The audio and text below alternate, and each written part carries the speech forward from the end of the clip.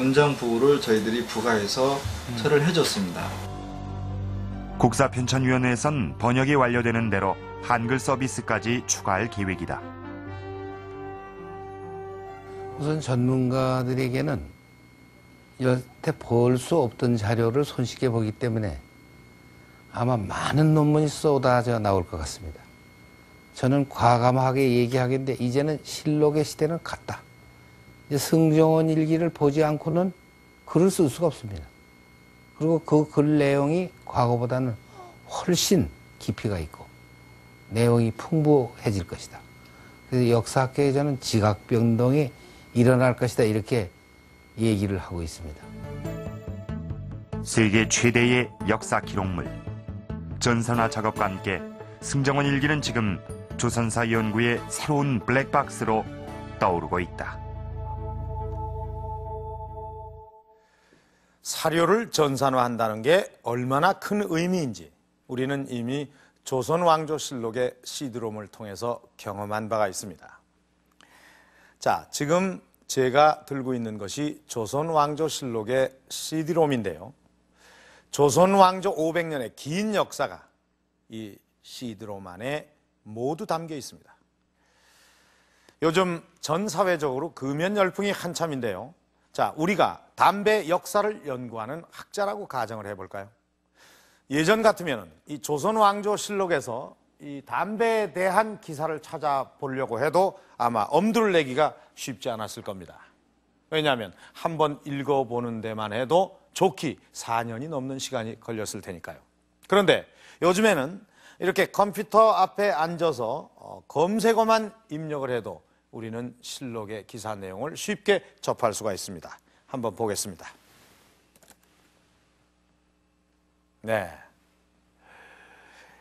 자, 인조 16년의 기록을 한번 보도록 하겠습니다. 여기에 보면은 가래를 치료하고 또 소화를 시킨다고 하는데 오래 피우면 간의 기운을 손상시켜서 눈을 어둡게 한다. 이 담배는 광해군 때 들어왔는데 아마 처음에는 약초처럼 사용이 됐던 모양입니다. 그러던 것이 몇십 년 만에 이 담배가 널리 퍼져서 이제는 금연이 문제가 됐던 모양이군요. 자, 여기 보면 오래 피운 자가 이 백해 무익한 것을 알고 끊으려고 해도 끝내 끊질 못하니 세상에 아주 요망한 풀이다. 참 요즘처럼 이 조선시대에도 담배를 끊지 못해 고생했던 사람들이 많았던 모양입니다.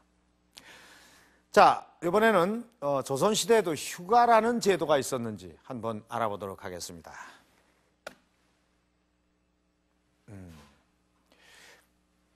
검색 건수가 무려 930건이나 되는데요. 자, 그 중에서 이 세종 12년의 기사 내용을 한번 보도록 하겠습니다. 네, 여기 보면 이 관가의 노비가 아이를 낳을 때에는 이 100일 동안의 휴가를 주게 했다.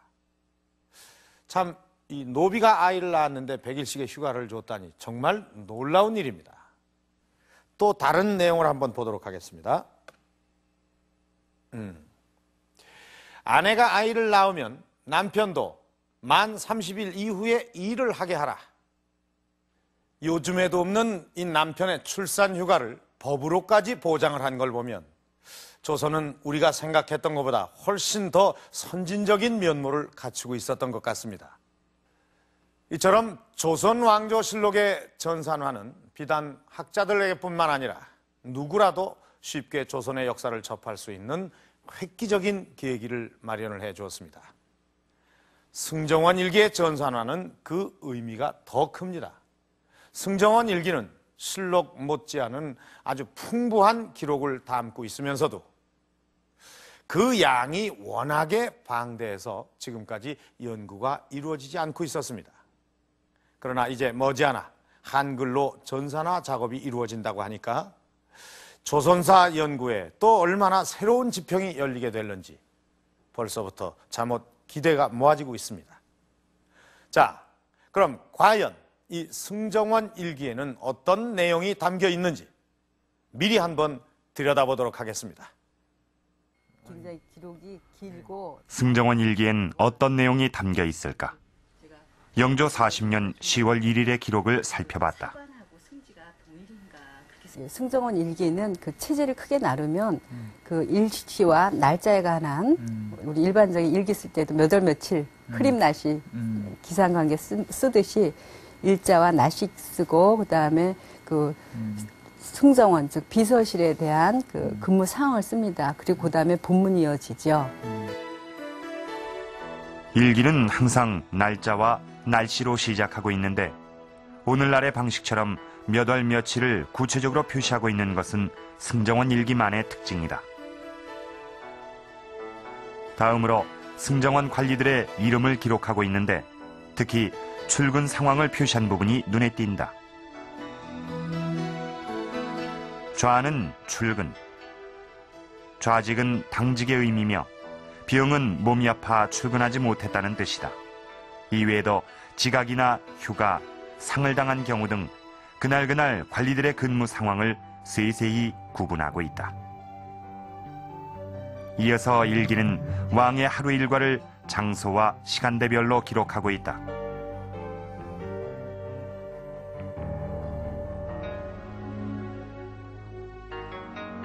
영조 40년 10월 1일 왕은 낮 12시경부터 선정전에서 조회 겸 경연을 열었다. 일기에는 이곳에서 왕과 신하들 사이에 오고 간 대화 내용들이 가감없이 그대로 담겨 있다. 이날 회의에서는 관리들의 인사발령이나 궁궐수비군의 배치 문제, 세금 징수를 게을리한 지방수령의 처벌 문제 등 크고 작은 국정 현안들이 논의됐음을 알 수 있다.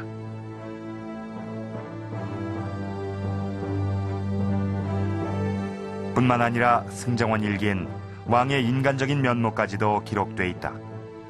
한낮에 시작된 경연이 저녁까지 이어지자 영조가 화를 내며 신세 타령을 하는 장면이 사실적으로 묘사돼 있다.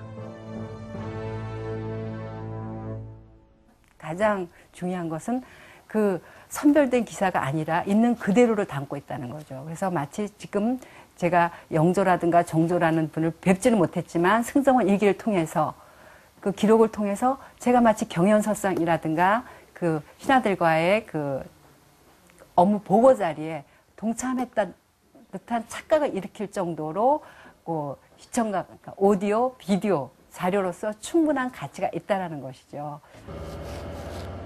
그렇다면 승정원 일기는 또 다른 조선왕조의 기록물인 조선왕조실록과 어떤 차이가 있는 것일까? 규장각에 전시돼 있는 준천시사 열무도, 오늘날의 청계천인 준천의 준설공사의 모습을 묘사한 이 그림엔 영조가 직접 공사 현장을 지켜보는 모습과 일하는 인부들의 모습,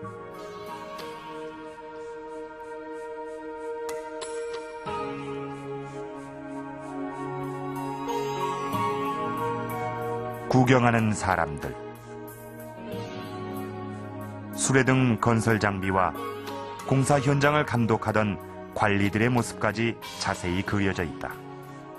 이처럼 청계천 준설공사는 국가적으로 추진된